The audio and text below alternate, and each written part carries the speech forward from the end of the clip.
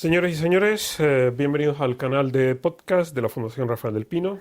Soy Andrés Betancor, catedrático de Derecho Administrativo y director del programa Instituciones del Estado Democrático de Derecho de esta Fundación Rafael del Pino. El objetivo de esta iniciativa es contribuir a la mejora de la calidad de nuestras instituciones como condición o requisito para la mejora de nuestro Estado Democrático de Derecho. Malas instituciones, mala democracia, peores libertades.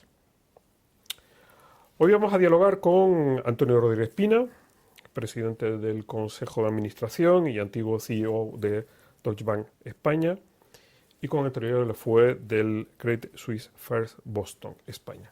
Por tanto, cuenta con una dilatadísima experiencia de más de 30 años en la banca de inversión, en general en la banca en España.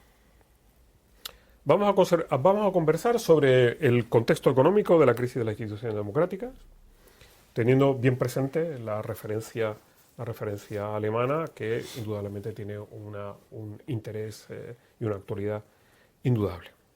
Bienvenido, Antonio. Muchas gracias, Andrés. Una persona con tu experiencia dilatadísima en el sector financiero en general y en la banca alemana en particular, además trabajando para el banco más importante de Alemania durante mucho tiempo. Por tanto, ocupas un lugar privilegiado para reflexionar sobre el contexto económico de las instituciones, el contexto económico de la crisis, ¿no? De la crisis de las instituciones del Estado Democrático de Derecho y con particular referencia a Alemania, pero ciertamente tú como español también tienes un lugar muy relevante para comparar, ¿no? Para tener una visión más global de ese proceso. En tu ponencia hablas de lo que podemos denominar esa década maldita de la crisis económica en Alemania, que confiemos que en lo que queda de década pues pueda revertirse en los próximos años. Vamos a comenzar hablando de por qué esa crisis, ¿no? Que incluso tú hablas de decadencia, ¿no? ¿Por qué todo esto, Antonio? Sí, bueno, Andrés, yo si quieres como introducción y por intentar enmarcar sobre qué puedo opinar yo, ¿no? Porque este grupo de trabajo que hace tiempo que diriges está formado por gente con mucho conocimiento sobre el funcionamiento de las instituciones. Yo he sido, como dices, banquero toda mi vida, soy economista de formación y quizá por puntualizar, los bancos de inversión, y entre ellos pues hay un puñado de grandes bancos de inversión globales, se dedican fundamentalmente a asesorar a las grandes multinacionales del mundo en sus operaciones estratégicas.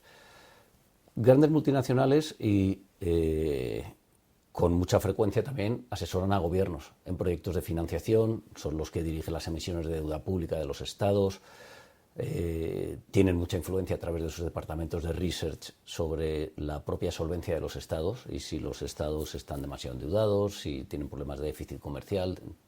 Entonces, por enmarcar un poco lo que hacen los bancos de inversión, que es lo que hace que yo me pueda tomar la libertad de contestarte alguna de estas preguntas que son complejas, ¿no? ¿Por qué digo esto? Porque este trabajo nuestro ha consistido, en mi caso, durante 30 años en asesorar a grandes multinacionales, fundamentalmente españolas, pero también algunas europeas, en sus estrategias de crecimiento global, ¿no? Desde este punto de vista, o desde la atalaya que me proporcionaba a mí formar parte de esa organización global de Deutsche Bank, es desde donde he asistido pues, a lo que podríamos llamar esa pérdida de peso relativo o esa relativa decadencia económica de Europa que se produce de una forma, desde luego, muy acelerada a partir de lo que se ha dado en denominar la crisis financiera, que surge a partir del año 2008-2009. En el mundo entero fue una crisis global de exceso de endeudamiento, pero yo creo que las recetas que se aplicaron, unido a las políticas económicas y, de hecho, a las estrategias políticas en distintas áreas económicas del mundo, han determinado que la llamada salida de la crisis o recuperación de aquella crisis haya dejado en posiciones relativas muy diferentes a los grandes bloques económicos, con un claro perdedor que es Europa. Sí, y quizá subrayarte que yo en mis opiniones, en lo que me puedas preguntar, bueno, yo puedo tener mis ideas políticas, que tampoco son muy marcadas, ni soy excesivamente militante, porque tengo una responsabilidad también como técnico de trabajar en lo que tuve que trabajar. O sea que no, lo que hago no... He intentado, cuando me has pedido que preparara una especie de análisis sobre esta situación económica, ser absolutamente objetivo. Claro. Lo que cuento se basa en datos, es decir, qué ha pasado con el desarrollo relativo de Europa respecto... Sí, esos tres elementos que tú señalas, estos tres factores de crisis, ¿no? China, el nacionalismo de Estados Unidos y la revolución tecnológica, ¿no? Sí. Aunque en el fondo, Antonio, ¿no te parece que al final va a ser va a ser China? El fenómeno, digamos, rupturista que supone China como superpotencia, ¿no? Porque en el fondo la reacción incluso nacionalista en Estados Unidos está provocada fundamentalmente por China. La revolución tecnológica también, el papel considerable que está desarrollando China en ese mundo. Sí, China evidentemente es el gran disruptor del orden económico vigente de finales del siglo XX, digamos, porque toda esta revolución económica en China se produce en las dos últimas décadas, es decir, en el siglo XXI prácticamente, ¿no? Y desde inicios del siglo XXI pues, se ha incorporado a un sector productivo distinto a la agricultura 500 millones de chinos, que es 18 veces la población activa de Alemania. Esto se ha producido en un periodo muy corto, en el que China ha hecho un esfuerzo coordinado desde el Estado y desde un floreciente sector privado por posicionarse como una gran potencia mundial. Fundamentalmente con dos iniciativas, una en torno al mundo de la tecnología, que se dio en llamar Made in China 2025, que es justo donde estamos ahora, pero que empieza hace ya más de una década, en la que ese esfuerzo concertado se propone que China se suba al carro de la revolución tecnológica. Y otra iniciativa, que es la llamada Ruta de la Seda, por la cual China hace una proyección económica a largo plazo de constituirse en una gran potencia en el mundo de las infraestructuras. Y entonces, a través de estos dos programas, China asiste a un desarrollo económico sin precedentes, al cual, de alguna manera, se suma el mundo occidental. Los países de la OCDE piensan que China es un enorme mercado, es un mercado en desarrollo, ven una oportunidad económica. Y, de hecho, la gran mayoría de las multinacionales globales, mundiales, intentan hacerse con una parte del mercado chino. Si le damos un poco hacia adelante, a un fast forward desde principios de siglo, Europa y Estados Unidos hay un momento en el que piensan que China se puede incorporar a las reglas del comercio internacional, puede convertirse a través de esta transición parcial hacia una economía de mercado en una democracia, puede convertirse en un régimen con una apertura y que esté más dispuesto a, de alguna manera, conciliar su actividad con los países de la OCDE. Y yo creo que la gran lección que el mundo ha aprendido es que, y fundamentalmente con el nombramiento de Xi Jinping, es que sí, China se propuso, evidentemente porque yo creo que algo indiscutible hoy en día es que los modelos comunistas y yo diría socialistas de gestión económica no funcionan. No funciona. Entonces China se suma a un modelo que desde el punto de vista de la productividad y de la inversión, de la disciplina, es muy virtuoso. Es decir, una dictadura pero con un modelo capitalista de funcionamiento. Eso es importante, una de las cosas que tú señalas también es que China demuestra que es posible crecer y crecer mucho, progresar mucho en el ámbito social y económico sin avance democrático de ningún tipo, es decir, con tiranía. Así es. Sí, y es una realidad triste que en otros ejemplos históricos acaba rompiendo por la presión social.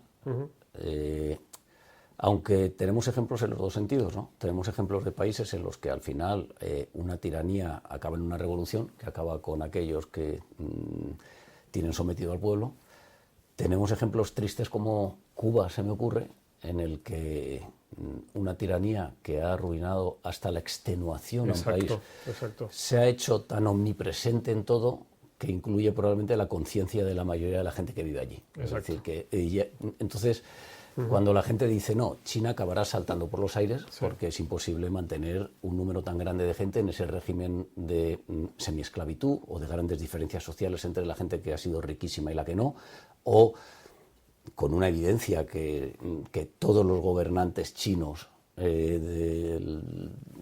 son gente muy rica, es decir, que al final, con toda esa institucionalidad comunista y esa ideología, los hijos de los que mandan allí estudian en Estados Unidos, una parte de ellos, estudian en Europa y tal, y viven como auténticos millonarios. Claro. Pero bueno, China puede saltar por los aires por la presión social, o puede acabar como una gigantesca Cuba, es decir, que con una sensación de que aquello no hay quien lo desmonte y se perpetúe esa gente en el poder. Pero Cuba, la vía socialista, la pobreza que ha inventado Cuba, tiene un elemento estructural esencial, que es la válvula de salida, es decir, todo aquel que esté descontento que se vaya, que es la tecnología, entre comillas, la tecnología ideológica que ha exportado a Venezuela. Es decir, todo aquel que esté descontento, que se vaya, ¿no? En el caso de China va a ser, francamente, bastante difícil que ese descontento se canalice, pues, promoviendo el abandono de la gente, porque claro, son demasiados, ¿no? Y además, ¿no te parece que hay un gran elemento diferencial, ¿no? Que es sobre todo la ilustración. Claro, China no conoció la ilustración.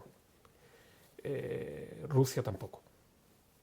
Por eso, en fin, tal vez tiene una predisposición cultural a asumir con más normalidad estas situaciones, ¿no?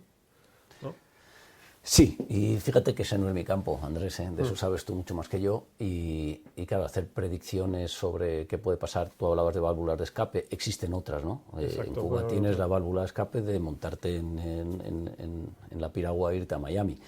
En China tienes otras válvulas de escape, que es un posible acceso a una educación superior, un posible acceso a una parte de economía privada que funciona bien, que es pujante.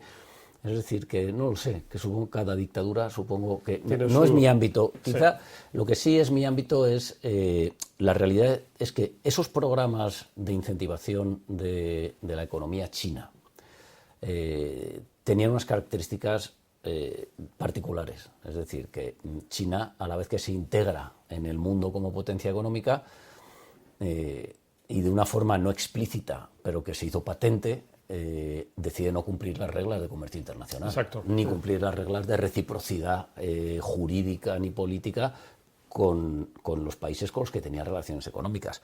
¿Qué significa esto? Pues que las grandes multinacionales que intentaron establecerse allí nunca se les dio la posibilidad de controlar empresas importantes. De hecho, no se les dio la posibilidad de tener mayoría en empresas. Cada empresa global que quería ir allí tenía que asociarse con un chino.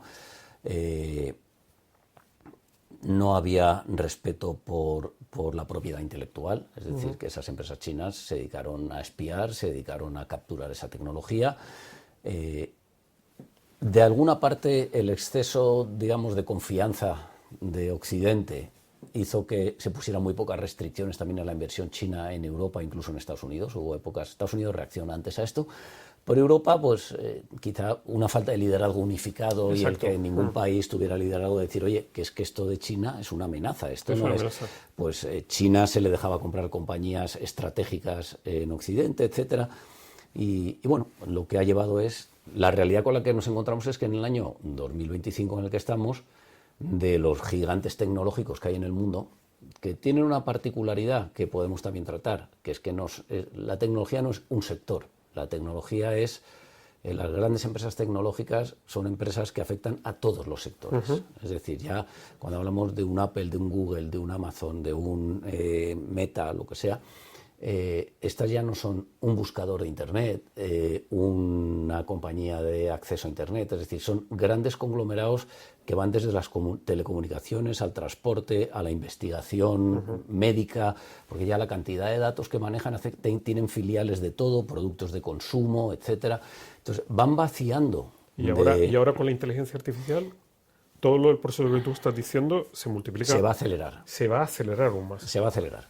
Y, de nuevo, este fenómeno se produce en los últimos 15 o 20 años. Es una cosa, en términos históricos, muy reciente. Muy reciente, sí. Y, desde luego, yo creo que nunca se ha producido, en términos relativos, una decadencia tan rápida de Europa respecto de los dos otros grandes bloques económicos, precisamente por la emergencia de que todas estas compañías globales, que van capturando cada vez una parte más importante de la cadena de valor, pues son todas chinas y americanas, y no hay compañías europeas, ¿no? Exacto.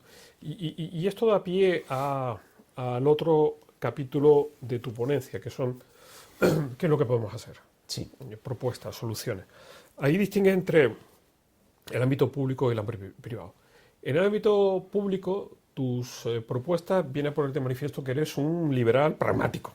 Lo que decías tú al principio. No eres no militas, ¿no?, en ninguna ideología, eres un liberal que crees en la libertad, en el mercado, etcétera, etcétera, pero eres pragmático.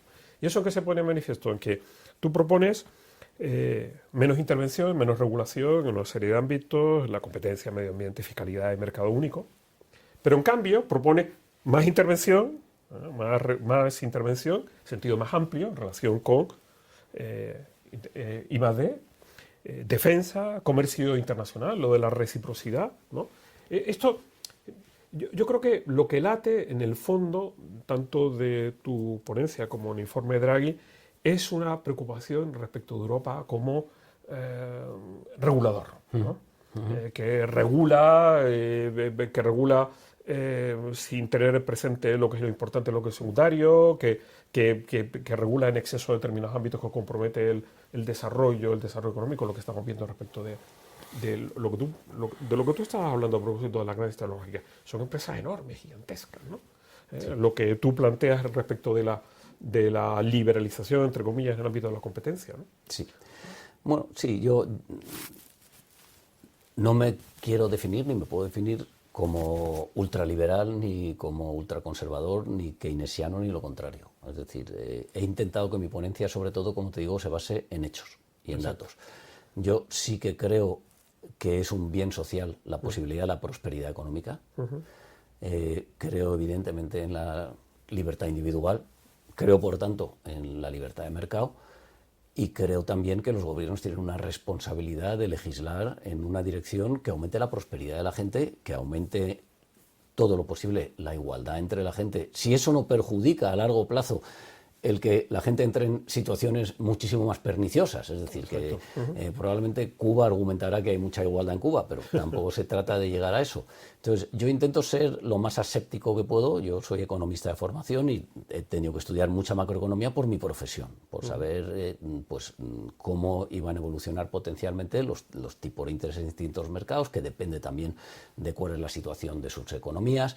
Hemos tenido que participar como asesores en elaboraciones de presupuestos de países a la salida de la crisis, es decir que...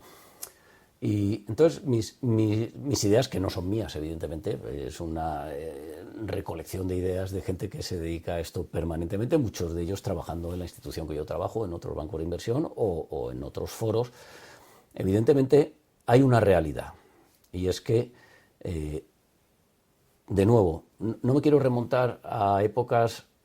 De todas las partes de la historia se pueden aprender cosas, pero atendiendo a la historia muy, muy reciente, o sea, hay lecciones muy obvias. Y yo miro, por ejemplo, yéndonos a la crisis financiera, hace 15 años, el problema fue muy similar en el mundo. Es decir, la banca americana tenía una posición de partida al inicio de la crisis muy parecida a la banca europea, en el sentido de que se había depreciado mucha de su parte de su activo, eso hacía que perdieran solvencia los bancos. El gobierno americano tomó unas medidas de intervención en el sector financiero de una rapidez verdaderamente admirable. O sea, visto con perspectiva histórica, hombre, los que estábamos metidos en ese mundo, porque Deutsche Bank participó también, porque era el cuarto banco de inversión más grande de Estados Unidos. Y se participó en aquellas discusiones de qué hacer con la gran banca de inversión americana que tuvo todos esos problemas, la famosa quiebra de Lehman, de Bear Stearns, o sea, aquello fue donde empezó todo, pero como la situación de balance de la banca europea era muy parecida, al cambio de situación macroeconómica afectó a la banca global.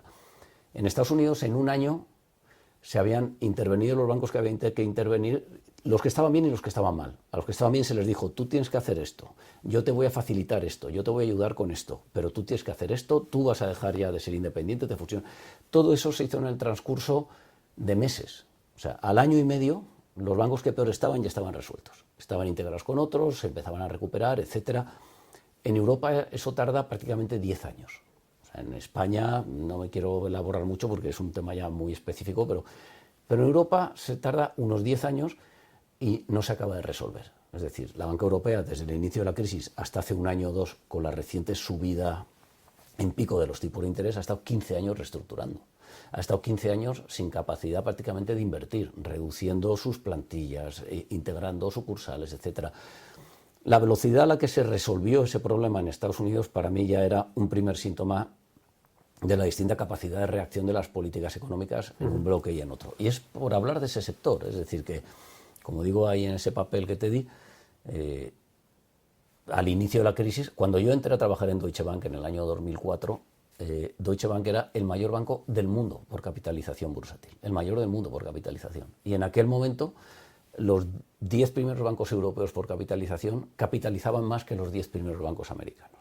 Bueno, pues 15 años después, el primer banco americano por capitalización, que es JP Morgan, él solo capitaliza más que los 10 primeros europeos. Qué barbaridad. Y el primer banco europeo por capitalización en esa lista, que es el Santander probablemente a fecha de hoy, es el número 28. O sea, el primer banco europeo en la lista de los más valiosos del mundo es el 28.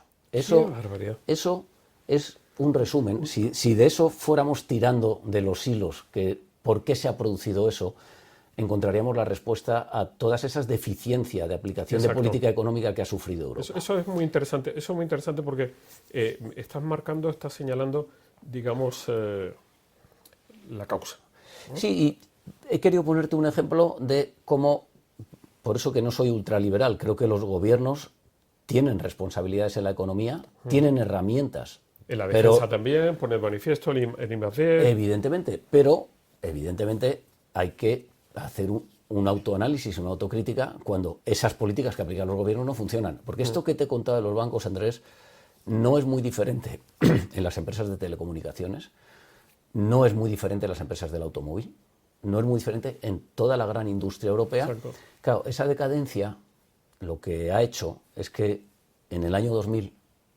el PIB per cápita americano era un 38% más alto que el europeo, tomando como europeo los países que componen la Unión Europea. En el 2010 ya era un 55% más alto y en el 2025 ya es el doble prácticamente. Entonces esto, que es como la langosta a la que metes en agua tibia y no se da cuenta de que va a acabar hervida, bueno, pues cuando uno se para y hace un análisis de todas estas cosas y uno le suma el que las grandes tecnológicas ninguna está aquí y por tanto la capacidad de innovar, de aplicar la inteligencia artificial. Una gran preocupación que hay en los mercados de valores hoy es si las empresas no han gastado demasiado en inteligencia artificial. Por decir, de momento todo el mundo está gastando mucho en inteligencia artificial y todavía no vemos la aplicación práctica en términos de creación de valor económico en las cuentas de resultados de las empresas. Los analistas que analizan los valores en bolsa dicen eso. Sin duda, va a haber empresas, todas, que van a ir dando con la clave de cómo aplicar la inteligencia artificial a sus procesos y aumentar la productividad. Porque claro, eso lo podrán hacer en mucha mayor medida los que tienen tamaño, dinero para invertir, dinero para investigar. Entonces, estos son procesos que se autoalimentan, ¿no? Sí, sí.